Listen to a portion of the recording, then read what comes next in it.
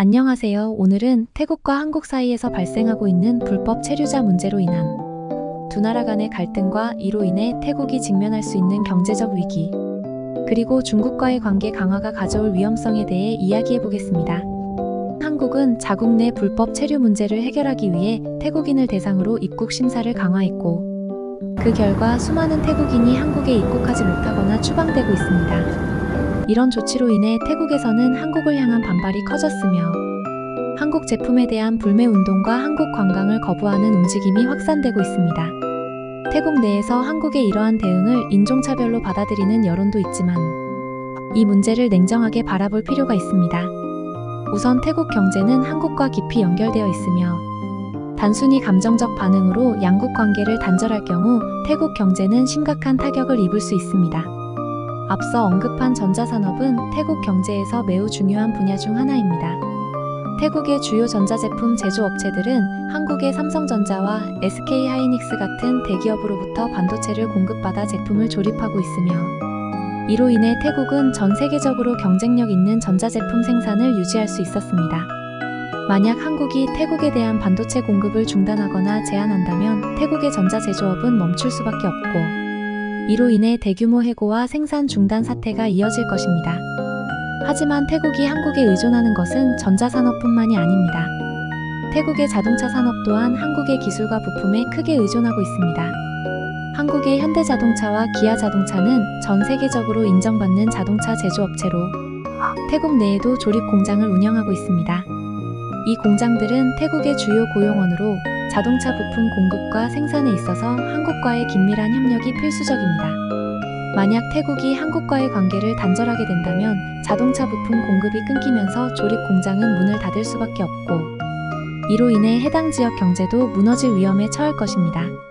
태국의 경제적 생명줄과 같은 이러한 핵심 산업들이 한국에 의존하고 있는 상황에서 한국과의 관계를 감정적으로 단절하는 것은 결국 자국 경제에 치명적인 영향을 미칠 수밖에 없습니다. 태국이 한국과의 관계를 단절하면서 중국과의 협력을 강화하려는 움직임도 보이고 있지만 이것이 정말 해결책이 될까요? 중국은 태국의 부동산 시장과 관광 인프라에 막대한 투자를 하고 있으며 태국 경제에 깊이 관여하고 있습니다. 그러나 많은 나라들이 중국과의 경제적 관계에서 겪었던 어려움들을 생각해 본다면 태국이 처할 수 있는 리스크도 무시할 수 없습니다. 먼저 중국과 가까이 하려던 아프리카 여러 나라들은 중국의 일방적인 경제적 요구로 인해 큰 어려움을 겪었습니다. 예를 들어 스리랑카는 중국으로부터 인프라 개발 자금을 빌려 항만을 건설했지만 과도한 부채로 인해 결국 해당 항만을 99년간 중국에 임대해야 했습니다. 이는 중국의 자본에 지나치게 의존할 경우 해당 국가의 자산이 중국의 통제 아래 들어가게 되는 현실적인 위험을 보여줍니다. 또 다른 예로는 아프리카의 지부티입니다. 지부티 역시 중국의 투자로 주요 항만과 인프라를 개발했지만 결국 국가 부채가 감당할 수 없는 수준으로 증가하면서 경제적 주권을 잃고 중국의 영향력 아래 놓이게 되었습니다. 이러한 사례들은 태국이 중국 자본에 지나치게 의존할 경우 경제적 종속 상태에 빠질 수 있음을 경고하고 있습니다. 중국은 자국의 이익을 최우선으로 하는 경제 전략을 구사하며 필요할 때는 정치적 영향력까지 행사하는 경향이 있습니다. 태국이 중국과의 관계를 통해 단기적인 경제적 이익을 얻을 수 있을지는 모르지만 장기적으로는 중국의 영향력에 휘둘리게 되어 자국의 경제적 자율성을 잃을 수 있습니다.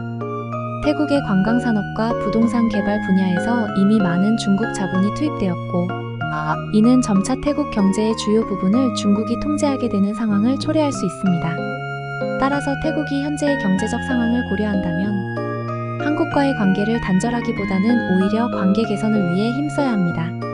한국은 기술과 산업 발전에 있어 태국의 필수적인 파트너이며 중국과는 달리 장기적인 상호 이익을 추구하는 관계를 유지해왔습니다. 한국의 기술적 우수성은 태국이 전자, 자동차, 산업 등에서 세계 시장에서 경쟁력을 유지하는 데 큰 역할을 해왔으며 이러한 한국과의 협력을 끊어버리는 것은 태국의 경제 성장을 저해하는 선택이 될 수밖에 없습니다. 결론적으로 태국이 현재의 경제적 문제와 불법 체류 문제로 인해 한국과의 관계를 단절하는 것은 매우 위험한 선택입니다. 한국과의 협력을 유지하고 더 나아가 관계를 개선하려는 노력이 필요합니다. 또한 불법 체류 문제와 같은 민감한 사안에 대해서는 양국 간의 대화와 협력을 통해 해결책을 모색하는 것이 중요합니다.